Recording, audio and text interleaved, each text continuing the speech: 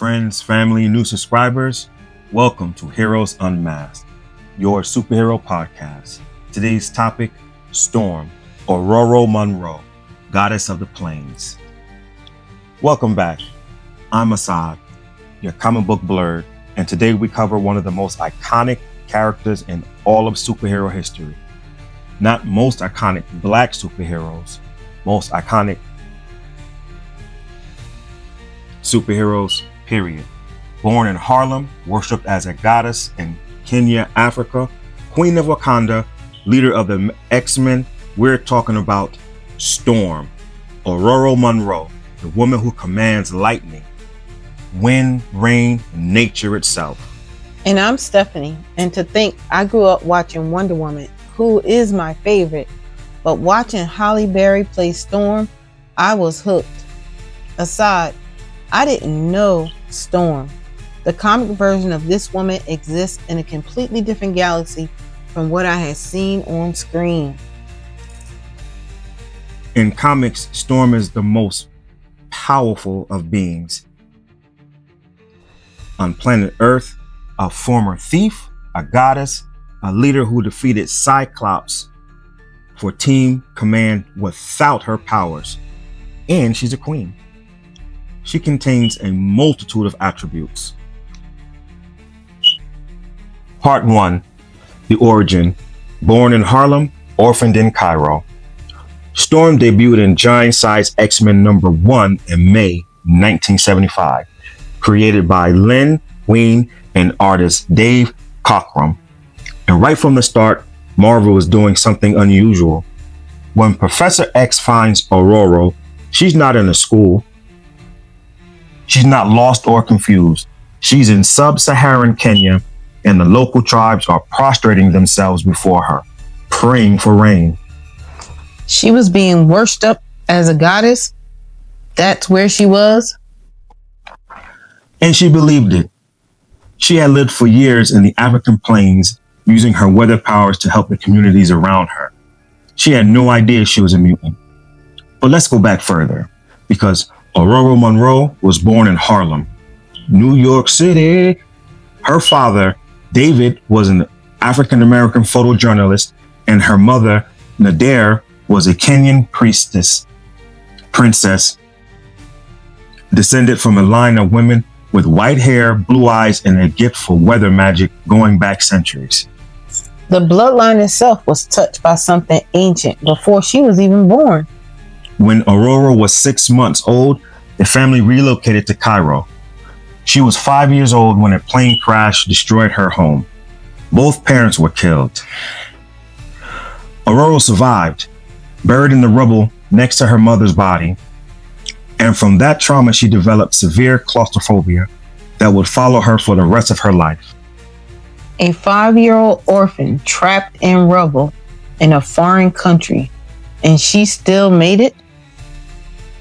A Cairo street gang found her and brought her to the master thief named Ahmed El Gibar, who trained her as a pickpocket.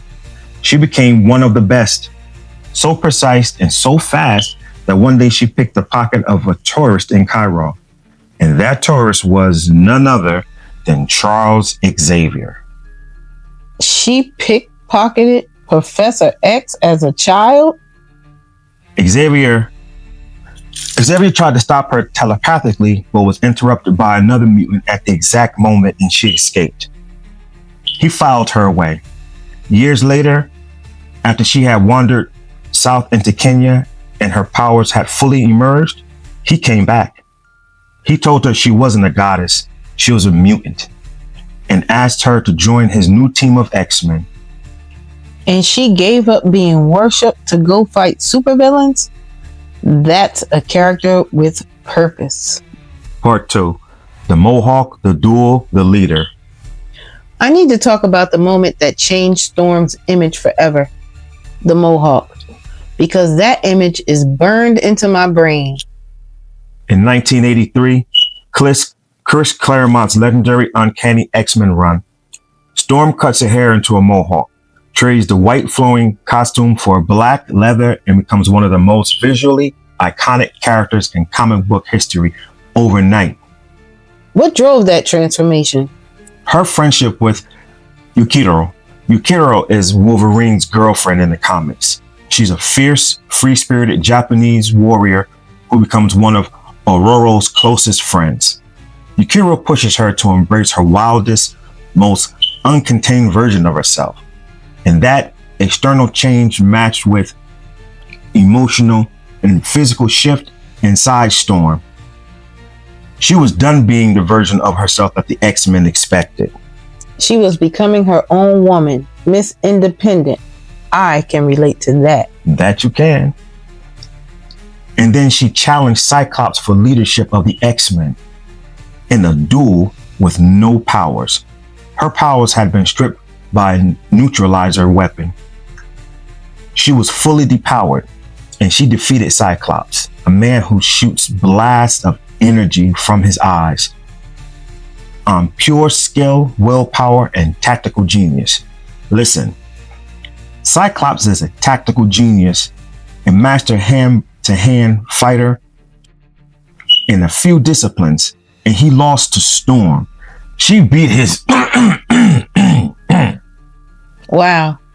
With no powers?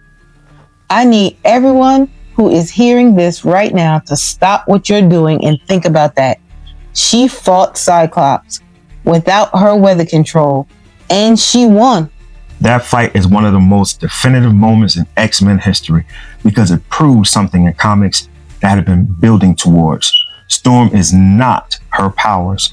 She is extraordinary in herself.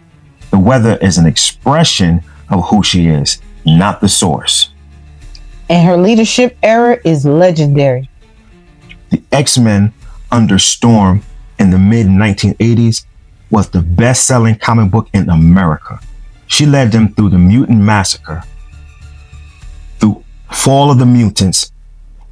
She was emotional, strategic, and the moral center of the team simultaneously. Sounds like somebody you know? Sounds like somebody we both know. Part 3. Powers. Omega level and beyond. Let's talk about what Storm can actually do with all that power, because the scope is genuinely staggering. Weather control? But what does that actually mean when there's no limit? Localized thunderstorms, Category 5 hurricanes, tornadoes, blizzards, hail, heat waves. She can manipulate atmospheric pressure, temperature, humidity, and electrical discharge with surgical precision. She can call a lightning strike on a specific target from miles away, or she can blanket an entire battlefield. And she beat the Hulk by removing oxygen from his immediate atmosphere, right? She didn't try to punch him. She created a vacuum around him. The Hulk passed out. She never threw a single punch. That is what happens when you combine Omega level power with a genuinely brilliant tactical mind. And Hulk is one of my favorites. One of the strongest. But Omega level, that's the top classification in Marvel's mutant hierarchy. Same tier as Jean Grey and Magneto. And Storm is an emotional component to her powers that makes her ultimately complex. She is centered and calm, and her power is flawless. When she is traumatized or enraged, her powers can spiral into something catastrophic.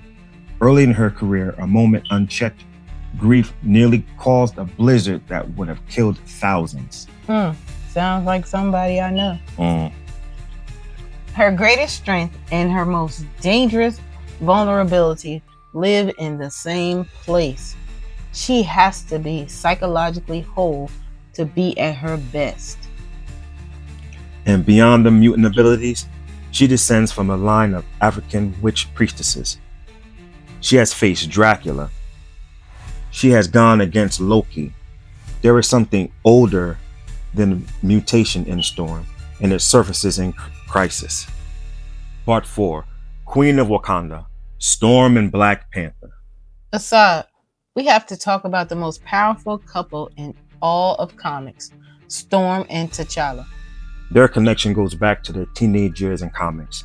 When Aurora was wandering Africa, before she joined the X-Men, she encountered T'Challa, the young prince of Wakanda. She used her powers to save him from kidnappers. They fell in love. Their different destinies separated them, and decades later, they would find each other again. And the wedding? 2006, Aurora Monroe married T'Challa and became the Queen of Wakanda, the most powerful mutant on Earth and the king of the most technologically advanced nation on Earth. As a couple, they were arguably the most powerful duo in all of Marvel. And then Civil War pulled them apart politically. Wakanda remained officially neutral in the Captain America versus Iron Man conflict. But the stress fractured their relationship. The Avengers versus the X-Men eventually ended their marriage entirely, in a moment that hurt deeply because these two characters had so much more story to tell together. The greatest Black love story in Marvel Comics ended by a crossover event. Comics giveth and comics taketh away. But Storm as Queen of Wakanda, even briefly, is one of the greatest what-ifs of Marvel. We saw a glimpse of what that world would look like, and it was magnificent. Part 5, Storm's cultural weight. Aside, I want to address something directly. Because for a very long time, Storm was the Black woman in superhero comics. Not one of several, the one. And Dwayne McDuffie, who we talked about in the Icon episode, specifically cited that problem when he founded Milestone. One character cannot carry the weight of representing an entire culture. Storm was asked to be everything for too long. But she did it anyway, with grace and with power. She was a thief, a goddess, a punk rock rebel with a mohawk, a queen, a leader, a mentor, a lover. She's even been every dimension of womanhood in mainstream comics usually reserved exclusively for white characters, and she did it 50 years ago. The 1990s animated series is where Storm was recognized. That voice, that presence, I can still feel it. That animated Storm opened the door for every Black girl who watched that show and thought, I can be the most powerful one in the room. I can be a leader. I can be queen. That is a priceless gift. Part 6, Fun Facts and Trivia. When the mutant massacre left Storm temporarily unable to use her powers, she kept her role as team leader, entirely through tactical intelligence and fierce personality. Not a single complaint from the team. Because they knew who she was. The powers were always secondary. In the final one, in the mid-1970s, Storm was being developed as part of a potential Marvel DC crossover that would have paired her with Wonder Woman, your girl. Negotiations broke down and it never happened. Oh. Those two icons, both worshipped as goddesses, both representing different cultures, never shared a page. What a shame. It remains one of the great lost stories of comics history. Someone needs to make that happen. Storm and Wonder Woman, aside, we're manifesting it right now. Let's make it happen. Would you like to see it happen? Check out our poll. Well, that's a wrap on Storm. I walked in knowing Halle Berry, and I'm walking out knowing Aurora Monroe. Goddess, thief, queen, leader. There is no one like her in comics. 50 years.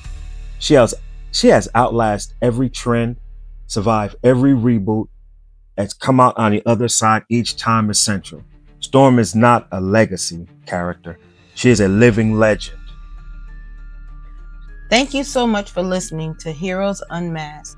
If you love this episode, subscribe, leave us a review, and share it with fellow superhero fans. We drop new episodes every Sunday, so keep those capes pressed and those comic books ready.